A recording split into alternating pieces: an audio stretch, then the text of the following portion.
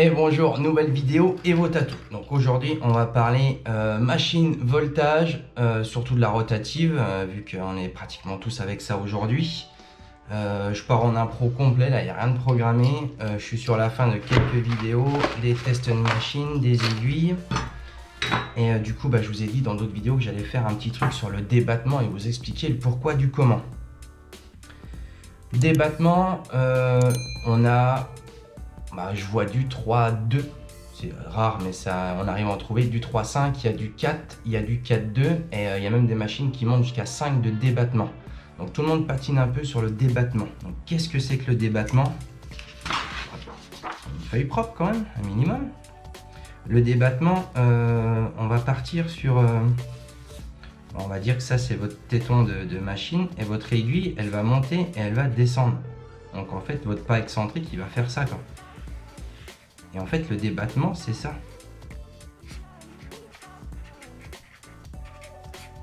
C'est le point haut et le point bas que monte son aiguille.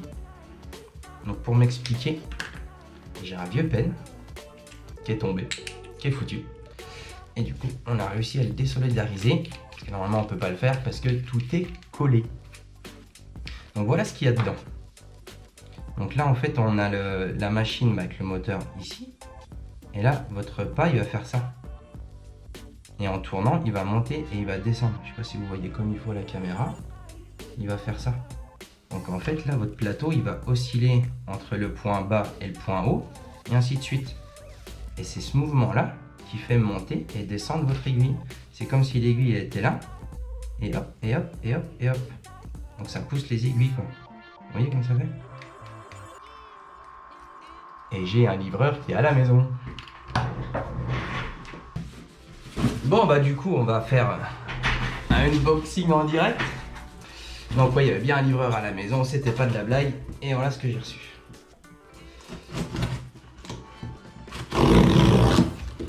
C'est toujours cool de faire un petit unboxing avec vous. Je sais même pas si j'en ai déjà fait ici. Petite commande à Killer Ink. Alors Killer Ink, qu'est-ce qu'on a pris ce coup-ci? Voilà ce que je voulais essayer. Les Dermalize Pads. Donc c'est une espèce de grosse compresse. Je vais en déballer une, comme ça on va faire le truc ensemble. J'ai pris un Bepanthen Tattoo. Bon, c'est vraiment pour une petite phase de test. Ça c'est quoi ça? Ah oui, c'est le Stencil Solution de Dermalize. Donc on n'a pas essayé encore. Donc du coup la vidéo elle part complet en n'importe quoi. Je sais même plus où j'en étais du coup. Enfin, bref. Dermalize Forte il s'appelle. Pour poser le stencil. Bepanthen Tattoo. Donc ça je voulais voir si ça ressemble au Bepanthen. Petite bestiole. Si ça ressemble au Bepanthen traditionnel. Donc bon je verrai ça avec les mains propres. Hein. Du coup. Allez on va se déballer un Dermalize Pad. Donc ça servira vraiment pour les cours sur Evo. Je vais faire des grosses phases de test avec ça. J'ai plein d'idées pour essayer. Hop, on va garder ça d'un côté propre. Et là du coup ça c'est des compresses stériles absorbantes. Donc c'est pas des compresses tissées traditionnelles stérilisées. Après je les ai jamais vues. Hein. Donc là je déballe avec vous quoi. Donc là visuellement ouais, c'est trop bizarre quoi. On dirait qu'elles sont super lisses, un peu brillantes. Donc on a un côté vachement épais. Ouais donc là, moi je découvre avec vous. Hein. On va essayer avec ça. Hop, ça se tourne. Dermalize Forte. Bon, ça sent rien. On va bien désinfecter hein, avant de mettre ça dans la servante. Donc là, à ce qui paraît, c'est super absorbant. Donc après, ils le mettent dans le Dermalize. Donc je vais faire mes phases de test. Hein. Je vais me tatouer, je vais me foutre ça. En plus, là, on est en pleine période d'été. Du coup, il fait bien chaud ici dans le sud. Là, on commence à taper les 35-38 degrés. Donc on verra si c'est vraiment absorbant. Je ferai plusieurs tests. Hein. Peut-être en laisser un 7-8 jours, voir si je moisis. À voir quoi. On va suivre sur Evo. Hein, pour tous ceux qui sont sur Evo avec les formations. On va vous faire un bon délire. ça sera encore des vidéos. Donc voilà, je viens de bousiller une compresse juste pour vous montrer. Enfin on s'en fout. De tête, je crois que c'est 20 balles les 100.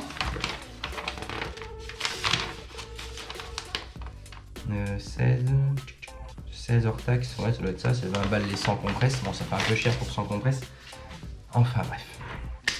Voilà, parenthèse, pire impro que j'ai pu faire sur YouTube en vidéo. Revenons à notre débattement. J'en étais où? Donc oui, ça pousse. Ça pousse votre aiguille en montant et en descendant. Bon là c'est le système Cheyenne de la peine. Après il y en a qui poussent et qui en direct, et ben en fait c'est une tige en sortie de moteur qui va venir pousser. Donc c'est un peu le même principe que ça, sauf que là c'est un pas excentrique qui tourne, quoi. Basta, on va pas chercher plus loin, quoi. Donc là en fait là, ça, moi je vais expliquer, du coup c'est parti, c'est n'importe quoi cette vidéo. Ça monte et ça descend, et là ça va venir appuyer sur cette tige ici, quoi. Et cette tige ici, elle va être reliée au milieu parce qu'elle va venir pousser une autre tige. Donc vous inquiétez pas que ça parte sur les côtés, quoi. En fait là la rainure, elle vient emprisonner cette tige dedans, et après ça pousse votre tige au milieu. Bon après celle-là, elle est morte. Elle est morte de chez moi, mais je crois même qu'elle marche encore, quoi. Donc le débattement de vos machines, c'est ça. C'est l'écart entre le point le plus bas et le point le plus haut. Bref, ça vous arrange pas forcément la sauce. Pourquoi 3,5? Pourquoi 4? Donc du coup 3,5, donc c'est plus petit. Donc votre aiguille, elle monte très peu comparé à une 4,2. Donc on a un écart de 0,7. Comme j'explique souvent, c'est comme un VTT, comme vous faites du vélo. Le 3,5, on va dire que c'est le petit plateau. Et le 4,2, on va dire que c'est le grand plateau. Donc petit plateau, ça va faire des petits coups rapides pour faire un tour. Et le grand plateau, il va falloir emmener plus fort pour faire un tour complet. Donc dans les machines à tatou, c'est à peu près pareil, quoi. Donc 3,5, c'est un peu plus péchu parce que ça mouline plus vite. Et le 4,2, bah, ça aura plus de force une fois que le moteur est lancé pour faire le 4,2, pour faire l'aller-retour entre le point haut et le point bas. Et du coup, ça va être plus fort. Il y aura plus de force. Donc c'est pour ça que, ouais, en général, on dit 3,5, c'est pour les choses plus douces, et 4,2, ça a plus de force. Donc pour des gros magnums, des grosses séances, ou des gens qui ont besoin de plus de force pour tatouer de la grosse ligne, ou, encore une fois, ça dépend de comment vous tatouez et ce que vous avez à tatouer. Donc voilà, 3,5, 4, c'est du débattement, c'est l'écart entre le point le plus haut et le plus bas de votre aiguille au niveau de votre moteur. Donc ça a vraiment une incidence sur les aiguilles. Pareil, on va parler, je vais faire une petite parenthèse vite fait, là, étant donné que la vidéo ça devient n'importe quoi. Je vais parler des voltages des machines. Donc forcément, on a beaucoup de débutants sur Evo Tattoo. Forcément, ils ont beaucoup traîné sur les réseaux sociaux, sur Facebook, sur Insta, où c'est que les gens ils se parlent beaucoup, surtout entre débutants. Et vous ne pouvez pas vous baser en ayant comme base de données 8 volts c'est la ligne, 10 volts c'est l'ombrage, 12 volts c'est la couleur, quoi. Si vous prenez ça à 8 volts et vous prenez par exemple une Exo avec un moteur 9 watts américain, vous n'aurez pas du tout les mêmes coups secondes. Donc c'est vraiment pas explicatif de ce qu'il faut faire ou savoir en termes de voltage, quoi. On va pas tatouer à 7 volts une ligne avec une Nomade, avec une Cheyenne, avec une Exo ou avec une Paolini ou etc., quoi. Chaque machine a un moteur propre à lui, donc avec des watts. À plus le moteur a des watts, à plus il est solide, à plus il est fort, à plus il envoie la sauce, à plus il est bas en watts, à plus il est doux, ce qui est logique. Après un moteur doux ou un moteur fort avec du 3.5, du 3.2 ou du 4 ou du 4.2 en débattement, ça va changer encore toute la machine. Et après, ce qu'il faut prendre en considération, c'est ça aussi. Vos aiguilles, suivant les aiguilles et la marque que vous achetez, et ça, les membranes, ça change toute la machine. Donc vous pouvez pas dire ouais mais toi tu fais des beaux tatous, tu tatoues à 10 volts. Ouais, moi je tatoue à 10 volts avec ma Limited qui a déjà bien tourné, donc le moteur est un peu plus souple. Donc je peux tourner oui à 10, à 9-10 volts. Mais si vous tournez à 10 volts avec ça, vous allez faire du steak haché, vous n'arriverez pas à faire les mêmes tatous que moi. Donc chaque machine est vraiment différente.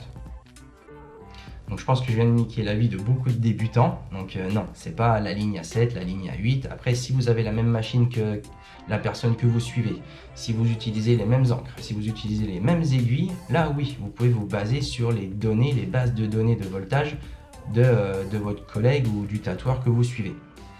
Mais en aucun cas, vous pouvez adapter un voltage d'une machine à l'autre, suivant les moteurs, les aiguilles, tout. Il y a tellement de choses qui rentrent en compte, donc encore une fois, les voltages sur une machine, c'est pas pareil pour tout le monde. Elle est partie vraiment en impro cette vidéo. Voilà, bon, Max se démerdera avec le montage. On sortira quelque chose de bien, je pense. Moi, je vais tester tout ça, je vais me faire des petits tatous, je vais aller me tester ça sur les cuisseaux. Et puis voilà, donc débattement, on a parlé un peu de la machine, les sorties, les aiguilles. Je pense que je vous ai niqué la vie avec mes histoires de voltage. Enfin bref, voilà, on est là pour ça aussi, pour vous expliquer les choses. Et nos formations sont aussi là pour ça, pour vous former et à savoir ce qu'il faut savoir pour bien tatouer. A très vite pour une prochaine vidéo.